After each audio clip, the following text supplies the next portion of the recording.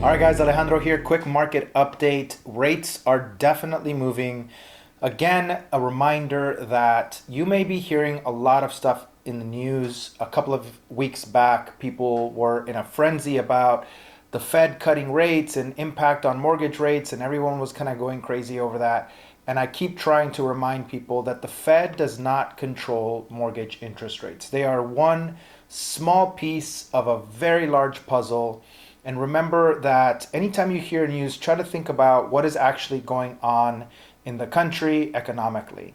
And unfortunately, mortgage interest rates follow inflation. As inflation drops, so does then interest rates. As inflation goes up, so do interest rates. This has been proven time and time again for decades, over and over and over again. Sometimes when the Fed cuts rates, it correlates with a drop in interest rates, but not always, because again, it's just one of the very small pieces of the puzzle. Now, today there was a huge job report that came out, and job report showed that non-farm payrolls were way down, way lower than anticipated. So what does that signal to the market? It signals that there's not a lot of job growth out there. And that would then signal that people don't have money. And if people don't have money, they can't spend that money. And if they can't spend that money, then inflation likely is on a downward trajectory.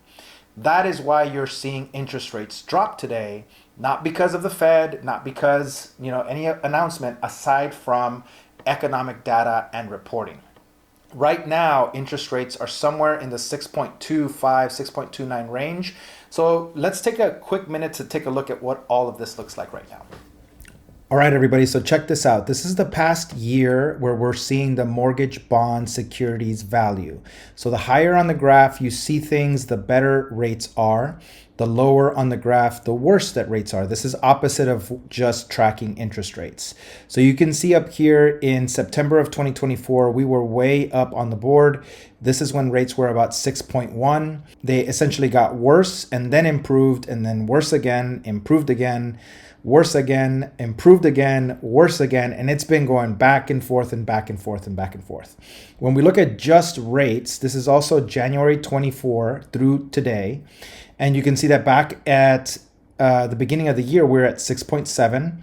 Rates then shot up to 7.4, came all the way back down at the end of 2024, about 1 year ago from today, was when rates were the lowest at 6.1%.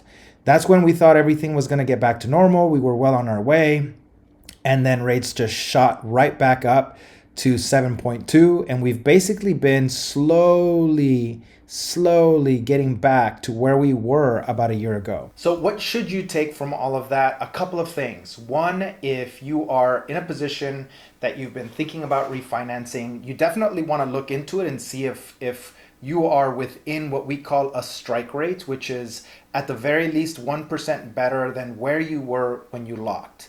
Meaning that if you're gonna refi for an example, from 7.5 to 6.5, then you would want to know that that 6.5 rate came at no cost. You didn't have to buy points for it. You didn't have to pay additional money towards it. It's just where rates are today. So you want to pay attention to that range if you're looking at refinancing.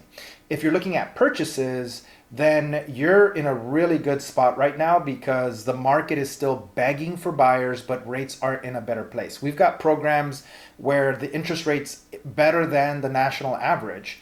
So you could probably wind up in a better situation even than where rates currently at. Of course, some of you may end up in a worse situation because of a credit profile or the type of property that you're looking into. But what I want you to gather from all of this is that generally, nationally, and across the board, interest rates are going back down. So it may be the right time for you, it may not, but if you have questions and are curious and want to dig in a little bit deeper into your scenario, your situation, please do not hesitate to reach out. That's what we're here for. But otherwise, I hope you appreciate the news, and I hope it's a good thing for you. I hope that you're excited about it. And as always, if you have any questions, feel free to reach out. Have a great day. Peace.